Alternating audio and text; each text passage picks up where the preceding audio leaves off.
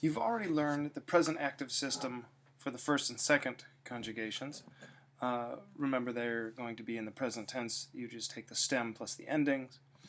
Remember, the endings are O or M, S, T, mus, tis, und. We're still going to use those same endings. But now for the third and fourth conjugation, the markers, the tense markers, are going to be slightly different. So pay close attention to the tense markers and you'll be perfectly fine.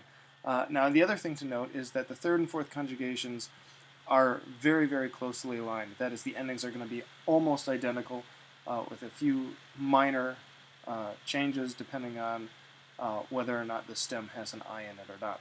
Pay attention to that and you'll be fine. So let's take a look at the present active indicative for duco, ducere, duxi, ductus. This is a third conjugation, so all third conjugation verbs are going to be like this. So this is a short ERE way, just a quick shorthand way to tell whether this verb is second or third conjugation is whether or not there's an E here. So like habeo, which is a second conjugation, as an EO, duco, ducere does not, therefore it's a third conjugation. So you already know the first person singular, duco, and then throughout you're going to see primarily an I. So duco, ducis, ducit, ducimus, ducitus, ducunt. You might expect to have a short E, but that E is actually going to shift slightly in the mouth to become an I sound. So duco, ducis, ducit, ducimus, ducitus, ducunt. Pay close attention here. That I is going to then shift to a U.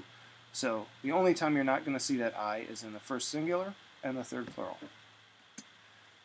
The third IOs, like facio, facere, faci, factus, so it's a third conjugation because the infinitive is ERE, but it's an I stem, that is, there's an I in there. So this is a third I stem, third IO. Facio, to make.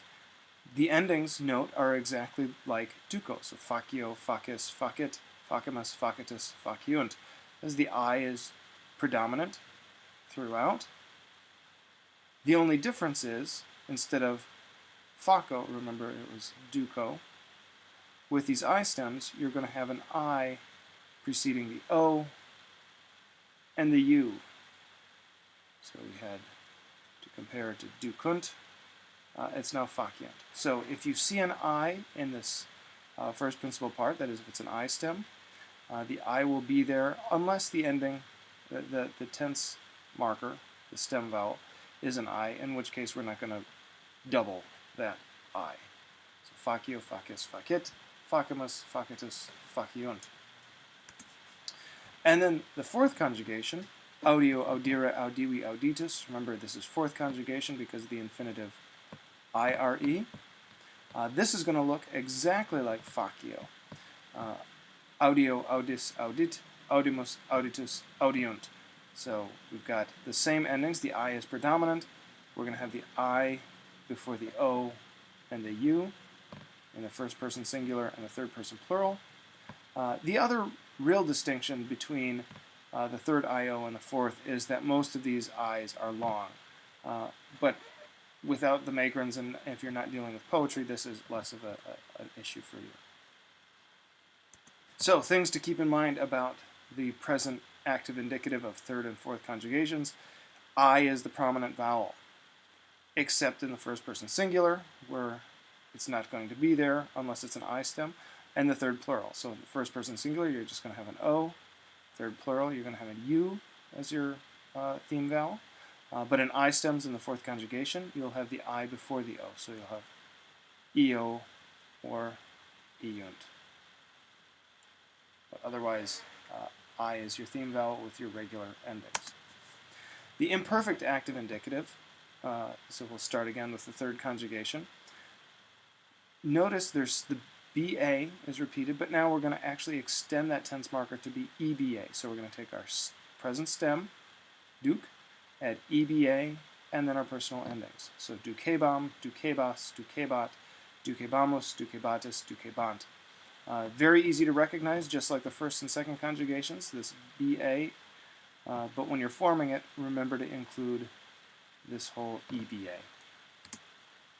For third IOs, all right, we're going to keep this I in there. Remember, it only appears to fall out if the theme vowel is an I, where we don't want to double an I.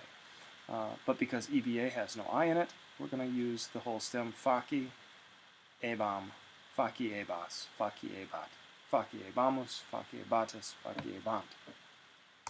And the same for the fourth conjugation, audi ebam, audi ebas, audi ebat, audi ebamus, audi ebatus, audi ebant.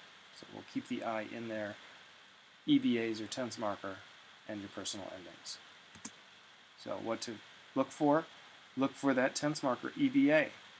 And in third IOs and fourth conjugations, really the tense marker, or what you'll see, is EBA, IEBA, that I being part of the stem. The future active indicative. This is going to be one of the hardest to recognize. Your primary vowel, your theme vowel, is going to be an E. And the only time you're not going to see this is in the first singular, where you're going to see an A. So ducam, ducase, duquet, ducamos, ducatus, ducent. Ducam, ducase, duquet, ducamos, ducatus, ducent. Personal endings are exactly as you'd expect, although remember first and second conjugation, it was bo, bis, bit.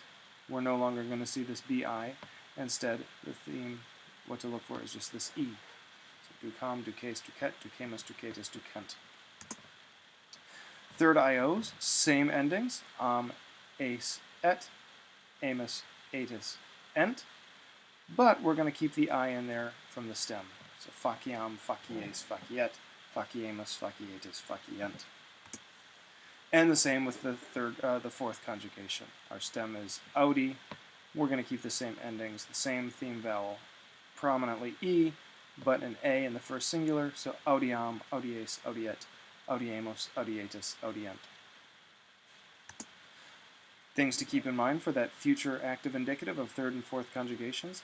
E is the tense marker. The only place you won't see it is in the first person singular, and there you're going to see that A. And then I stems and fourth conjugations will have an I before the tense marker, so an I before the E or the A.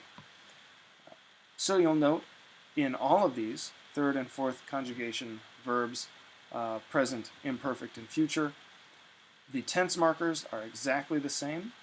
They're functionally not recognizable. The only difference is going to be the stem. Third conjugation will not have an I. Third IOs and fourths will have an I in there.